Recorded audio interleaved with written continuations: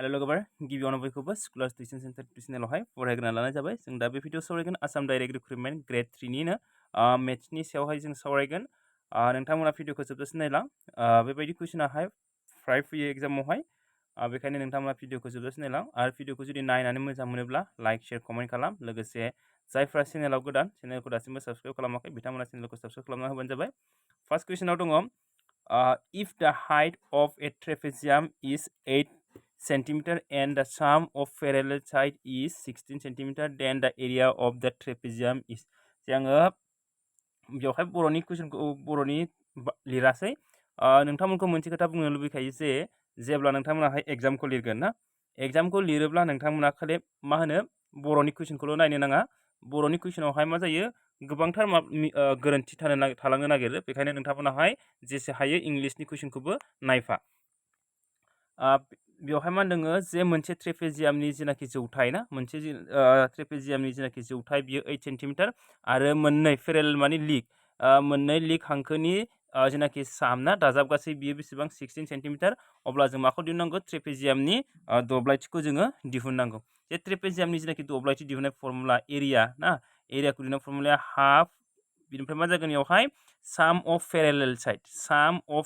Side बे साम of parallel साइडआ बेसेबां होनाहाय 16 आरो मा जागोन इनटु 16 इनटु मा जागोन बेवहाय इनटु होदो 16 इनटु मा जागोन हाइटआ जाहैबाय 8 जे मा होनदों हाफ इनटु मा जायो हाफ इनटु साम अफ पेरेलेल साइड बेनिफ्राय मोनसे जाहैबाय इनटु हाइट ना बेवहाय हाफ इनटु मा जागोन साम अफ पेरेलेल साइडआव बेसेबां 16 बेनिफ्राय हाइटआहाय बेसेबां 8 होमबा जोङो 2 जोंहाय 16 खौ रानबा 8 दाइनजों दाइन सानजाबा सानजायो 64 होमबा एन्सारा मा जागोन 64 सेन्टिमिटार स्कुवेर मोनदे बियो सेन्टिमिटार स्कुवेर 2 नङा बियो ना स्कुवेर होमबा सेन्टिमिटार स्कुवेराहाय जागोन अप्शन नाम्बार डि आहाय कारेक्ट एन्साराहाय जागोन नेक्स्टआव दङ नेक्स्ट कुइसनावहाय नेक्स्टआव दङ जे if 20 students filled form for an entrance test and 180 appear in the test out of which only 70% have passed the test then how many number of students failed the test जे मा होनदों मोनसे सायख' आनजाद ना बे मोनसे सायख' आनजादावहाय सा 200 जन फरायसाफोरा मा होनदों जे बेवहाय फर्म फिलआप खालामदों फर्म फिलआप एबा आर'जलाइ गथायदों बेवहाय ना फर्म फिलआप खालामदों बिनिनो मा होनदों सा 180 मा खालामदों आनजादाव जिरायदों आरो बिनिनो मा जायो खालि 70% पास जानो हायो अब्ला बेसेबां फरायसाफोराहाय फेल जादोंमोन बेखौहाय मा खालामनांगौ जोङो दिहुननांगौ जे गासै मा होनदों बेवहाय जों बेखौहाय नायनो नाङा जे बेसेबां जौखोन्दोआहाय पास जादों होनदों 70% पास जादों 70% पास जादों माने बेवहाय बेसेबां जौखोन्दोआ फेल जादों बेवहाय 30% फेल जादों मानो होनबा बेवहाय माय जौखोन्दो माने 100निखौ लायो जोंना 100आव 7नि साया जुदि पास जादोंब्ला होमबा सा 30 जना फेल जाखागोन बियो ना मा 30 जना फेल जादों माने 30% बेवहाय फेल जादों होमबा 30%आहाय बेसेबांनि गेजेराव फेल जादों बेवहाय 30%आ बेसेबांनि गेजेराव फेल जादों बियो 30%आहाय बेसेबांनियावहाय 180 जन फरायसाफोरनि गेजेराव सा 30 जनाहाय मा 30% मा जादों फेल जादों होमबा 30%खौ मा लिरनो हायो जोङो 100/30 लिरनो हायो जोंना अफनि जायगायाव मा होनो हायो जोङो इनटु बा जोङो बेवहाय नैबेखौ लिरलायनो नाङा लिरलायाबाबो ना थोंजोङै 30/100 इनटु 180 खालामबानो जाबाय होमबा 0 जों 0 केन्सेल खालामदो 0 जों 0 केन्सेल खालामदो दानिया जेब्ला जों सानजाबगोन 8 सानजाबथाम 24 नै थाबाय 54 होमबा सा 54 जनाहाय मा जादों आनजादावहाय फेल जादों ना होमबा एन्सारा मा जागोन जोंनाहाय अप्शन नाम्बार बि आहाय बेनिफ्राय नेक्स्ट कुइसनाव दङ ए class of boys to stand in a single line. One boy is 19 in order from both the ends. How many boys are there in the class? जे मा होनदों मोनसे थाखो खथायावहाय हौवासाफोराहाय मोनसे हांखोआवनो मा होनदों मोनसे लाइनावनो गसंदों बेनिनो सासे हौवासाया मा होनदों फारनैथिंजायनिफ्रायबो बेसेबां प्लेसाव दं होनदों बियो 19 प्लेसाव दङ फारनैथिंजायनिफ्रायबो आगसिथिंजायनिफ्रायबो आरो आगदाथिंजायनिफ्रायबो मा दङ बियो 19 प्लेसाव दङ होमबा गासै फरायसाफोराहाय बेसेबां बेखौहाय दिहुननांगौ ना जेहेतु बियो ओरैजायनिफ्राय 19 दं नालाय ना होमबा एखिजाय 19 थाखागोन जुदि ओरैजायनिफ्राय लायोबा जों जुदि बेखिबो 19 दङ नाथाय जोङो मा जागोन बियो बेयावहाय 19 दङ बेखायनो जों बेखैजाय फारनैथिंबो नालाय ना होमबा बेखैजायखौ जोङो 18 लानानै दाजाबगोन होमबा बेसेबां जागोन बेयावहाय 37 मानो जोङो बेयावहाय मोनसे दानख'दोङो जे बेयावहाय नाय फारनैथिंजायनिफ्रायबो जिहेतु समान जायगायाव दं होमबा मा जागोन बियो 19 प्लास 19 माइनास 1 जागोन बियो ना होमबा थोंजोङै 19 जों 18 प्लास खालामबानो माखौ मोनगोन जोङो बिनि फिननायखौ मोनगोन आरो बेसेबां जागोन बिनि फिननायाहाय 37 ना 18 जों मा दाजाबनांगोन जोङो 18 जों जोङो सरि 19 जों ना 19 जों जोङो 18 प्लास खालामनांगोन होमबा बेयावहाय 9 जों 8 जों 17 1 1 2 3 37 ना एन्सारा मा जागोन अप्शन नाम्बार बि 37 आहाय नेक्स्टआव दङ A number if increased by 30% becomes 189 then the number is मा होनो बेवहाय मोनसे अनजिमायावहाय ना मोनसे अनजिमानि नाम्बार ना इनक्रिज मा जादों मोनसे अनजिमाखौहाय जेब्लानाखि 30 जौखोन्दो बारायनाय जायो अब्ला बे अनजिमाया बेसेबां जायो होनना बुङो 189 जायो अब्ला अनजिमाया बेसेबां जागोन बेखौहाय दिहुननो नांगौ जेनेबा जों मा खालाम थोंजोङै बेयावहाय 35 by 100 खालाम 35 by 100 हा 100 by 35 नङा 35 by 100 into मा जागोन बेयावहाय 189 बेबायदि खालामबानो जाबाय ना 35 नङा 135 खालाम बेखौ 100 जों प्लास खालाम 100 प्लास मानो होनबा बेयावहाय बांसिन होननानै बुंदोंमोन नालाय ना बेखायनो 135 जे 100 जों बेयावहाय मा जागोन 100 गोजौआवहाय ना बेयावहाय 100 प्लास बा जेनाखि बांसिन जादों ना 35% बांसिन जादों नालाय 35 into मा जागोन 189 होमबा जोङो बेबायदि बानायगोन जोङो ना जिहेतु जोङो बेबायदि बानायनांगौ मा जागोन बेयावहाय 100 गोजौआवहाय मा जागोन नोङो 100 गाहायावहाय मा जागोन 100 प्लास 35 होमबा 135 into 189 जाबाय बेना 189 दाना जोङो जेब्ला बेयावहाय जोङो बानायगोन जेब्ला बानायनांगौ जायो अब्ला जों मा मोनगोन बेयावहाय जोङो जेब्ला बेखौहाय रानगोन जोंना 189 खौ राननांगौ जोङो 189 खौ जेब्ला जोङो रानगोन बेसेबां मोनगोन बेयावहाय 189 135 1 हरबाथ' 135 ना 135 19 निफ्राय जेब्ला 19 निफ्राय 5 थांगोन अब्ला 4 बेनिफ्राय 8 निफ्राय 3 थांबा 5 होमबा 54.2 बा मा जागोन बेयाव 0 फैगोन बेना पॉइंट फैबा 0 फैबाय ओमफ्राय बेसेबां थांगोन बेयावहाय जेब्ला जों 4 होगोन 4 होनाय लोगो लोगो बेवहाय 20 बा 12 12 जों 2 जों बेसेबां जागोन 12 जों 2 जों 14 1 1 जों 4 जों 5 ना होमबा 540 जाबाय ना होमबा बेसेबांखौ जोङो 1.4 जों जेब्ला 100 सानजाबगोन होमबा 1400 जागोन बेयो ना दाना मा दं बेवहाय 1 बेवहाय 1 मोनसेनि दशमिकनि आगदाथिं मोनसे अनजिमा दं होमबा बेवहाय जों मोनसे अनजिमा गारबोनानै जोङो दशमिकखौ थुनांगोन होमबा बेसेबां जागोन बेवहाय 140 होमबा एन्सारा मा जागोन बेयावहाय 140 अप्शन नाम्बार सि आहाय ना होमबा जों बेखौहाय नैजोंहायबो राननो हायो बेजोंहाय माने मोननैजों सानजाबग्रोनानै ना मोननैजों सानजाबग्रोनानैबो राननो हायो होमबा जों एन्सारखौ मोनबाय 140 अप्शन नाम्बार सि आहाय दाना नेक्स्ट कुइसनाव जि दङ बेयाव दङ if the area of a square is equal to the area of a rectangle having side of length 9 cm and 3 cm then the length of each side of the square is जे मा होनदों मोनसे बर्ग ना मोनसे बर्गनि दब्लायथिया मा होनदों मोनसे 9 सेन्टिमिटार आरो 3 सेन्टिमिटार आखान्थि गोनां आयतनि दब्लायथिजों मा होनदों समान जे मोनसे बर्गनि दब्लायथिया मोनसे जिनाखि 9 सेन्टिमिटार आरो 3 सेन्टिमिटार लावथाइनि आखान्थि गोनां मा होनो आयतनि दब्लायथिजों समान अब्ला जों मा खालामनांगौ माखौ दिहुननांगौ जोङो जे बर्गनि मोनफ्रोमबो आखान्थिनि जखाखौ जों दिहुननांगौ जे बर्गनि दब्लायथि दिहुननाय फर्मुलाया मा ए स्क्वायर ना बर्गनि दब्लायथि दिहुननाय फर्मुलाया मा होनदों आखान्थिखौ जोङो स्क्वायर खालामनांगोन आखान्थि स्क्वायर बिनिफ्राय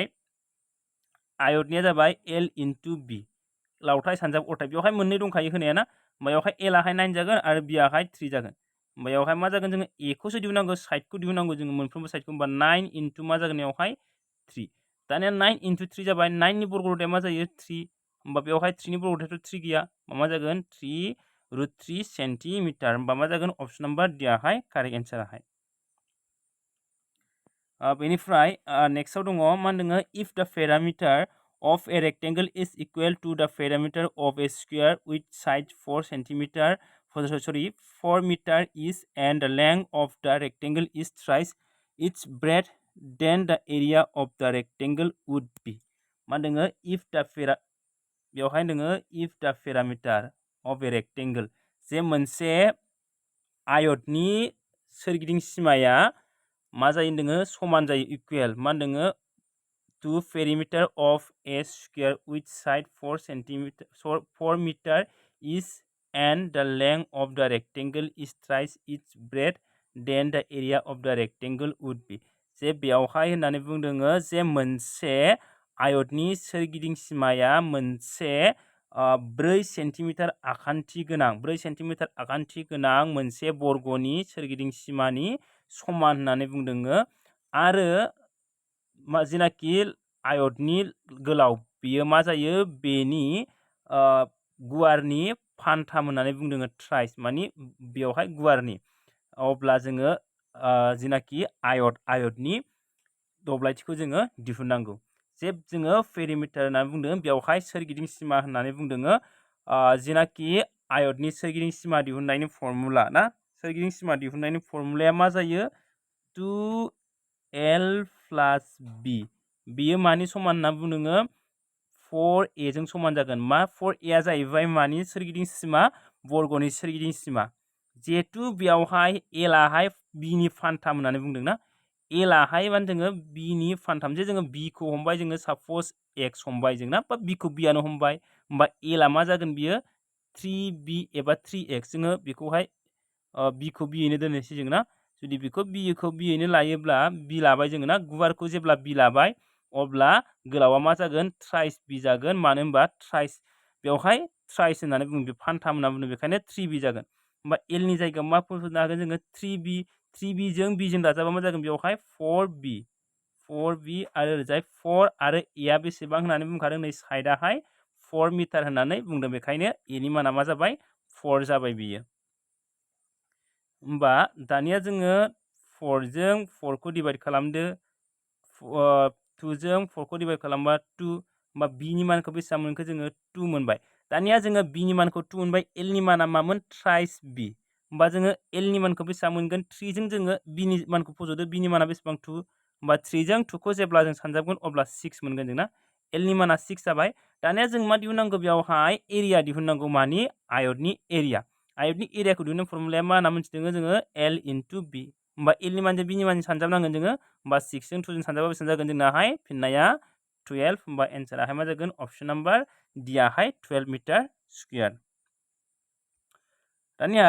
a tank can hold 50 liters of water at present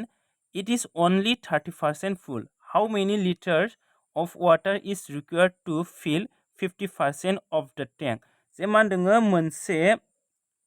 tank ना मोनसे टेंकआ मा होनदों मोनसे टेंकखौहाय मा होनो जे 50 लिटार दैजोंहाय आबुं खालामनो हायो बिनिनो दायो मा जादों बेवहाय खालि 30 जौखोन्दोआल' दै जानानै दं 30 जौखोन्दोआल' दै जानानै दं बिनिनो how many liters of water is required to fill बेवहाय 50%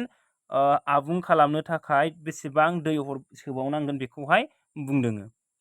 जे मा होनदों बेवहाय जिहेतु मा होनना बुंदों जे गासै बेसेबां दै जायो होनदों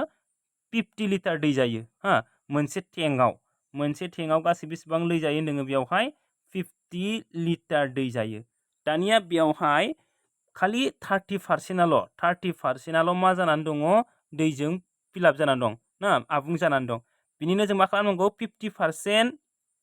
आबुं खालामनोबा बेसेबां दै नांबावगोन बेखौहाय दिहुननांगौ 50% होननाय लोगो लोगो मा खावसे नोंना 100 खावसे होमबा बेवहाय गासै बेसेबां दं 100आवहाय 100% बेसेबां दं 50 लिटार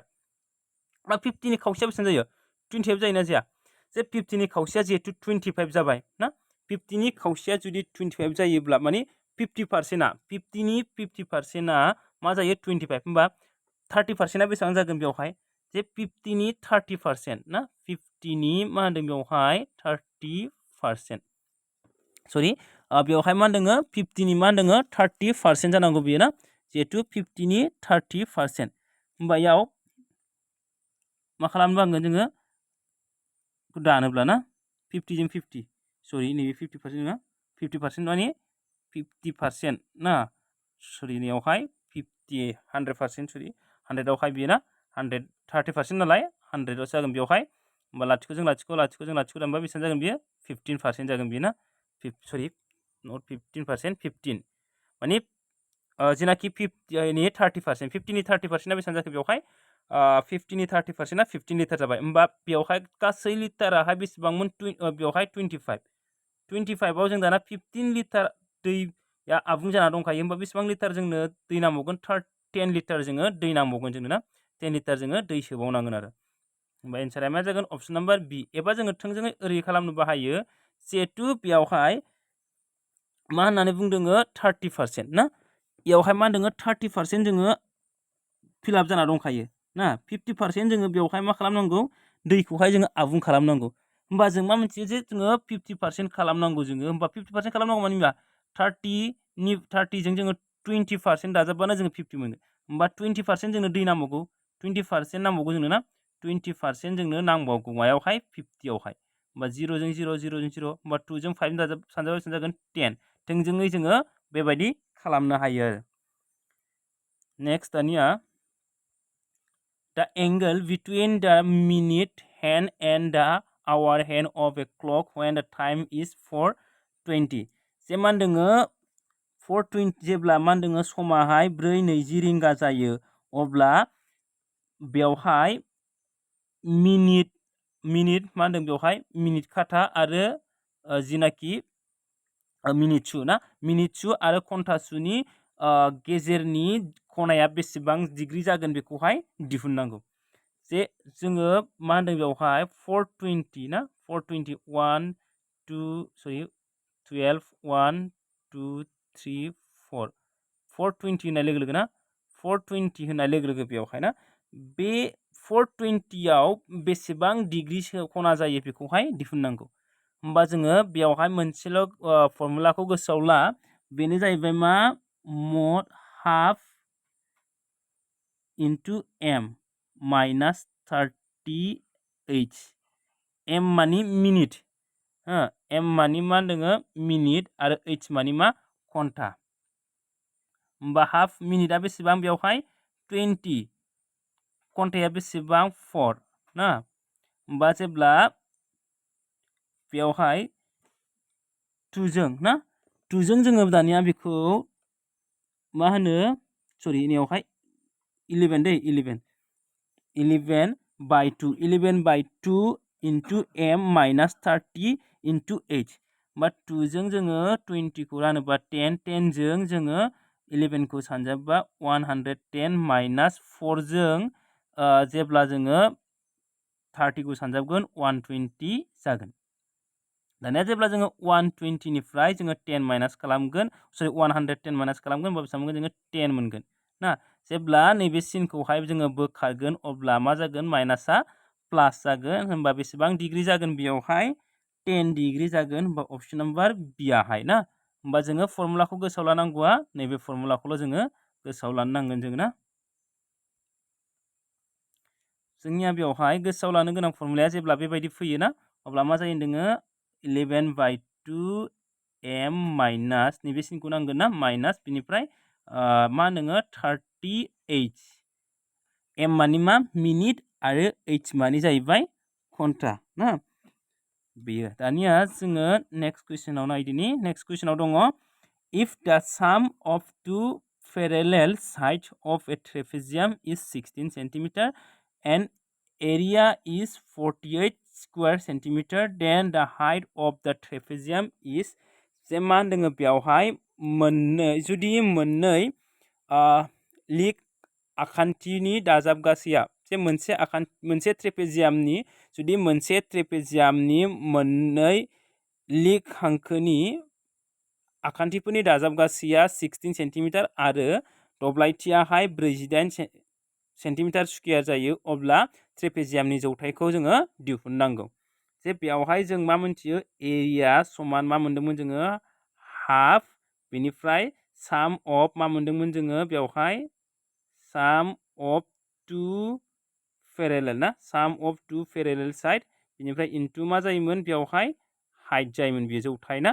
होमबा जोङो बेबायदि फर्मुलाखौ मोन्दोंमोन जों होमबा बेयावहाय जोङो हाफ इनटु मा खालामनांगोन साम अफ टू पेरेलेल साइड साम अफ टू पेरेलेल साइड बेयो बेसेबां दङ 16 दङ बेयावहाय 16 होबाय सानजाब मा दङ हाइटखौ जोङो बेयावहाय दिहुननांगौ 8 बिनिफ्राय दब्लायथिया बेसेबां 48 2 जों जोङो 16 खौ रानोबा 8 8 जों जोङो जेब्ला 48 खौ रानगोन 6 होमबा एन्सारा मा जागोन 8 जाहाय ट्रेपेजियामनि जौथाया 6 जागोन बेयावहाय 6 सेन्टिमिटार मा जागोन अप्शन नाम्बार बि आहाय नेक्स्टआव दङ find the cost price of an article which is sold at rupees 630 at a profit percent of 12.5% जे बेयावहाय मा होनदोङो 12.5% लानानै मा खालामदोङो जौसेयाव इसिबां राङावहाय फानदोङो ना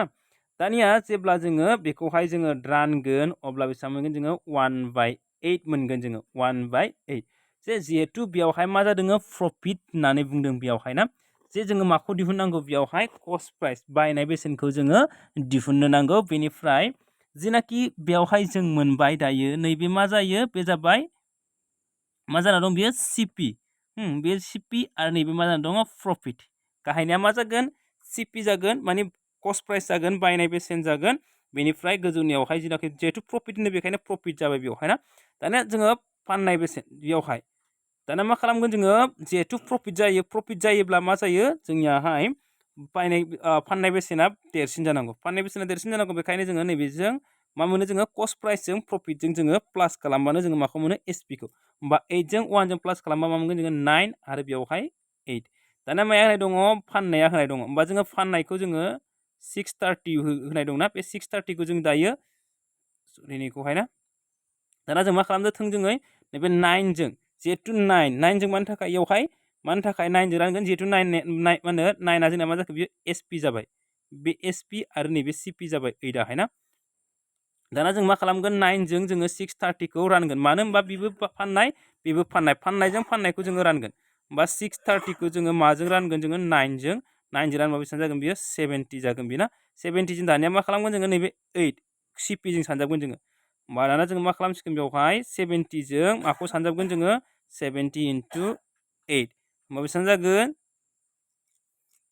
56 560 एन्सारा बेसेबां जागोन होनबा जोंनाहाय 560 आहाय जागोन बिनिनो जेनाखि एन्सार ना मा जागोन 560 स' दिनैनि भिडिअआ बेखिनियानोसै जुदि नोंथांमोना भिडिअखौ नायनानै मोजां मोनोब्ला लाइक शेयार कमेन्ट खालामबानो जाबाय गोजोन्थों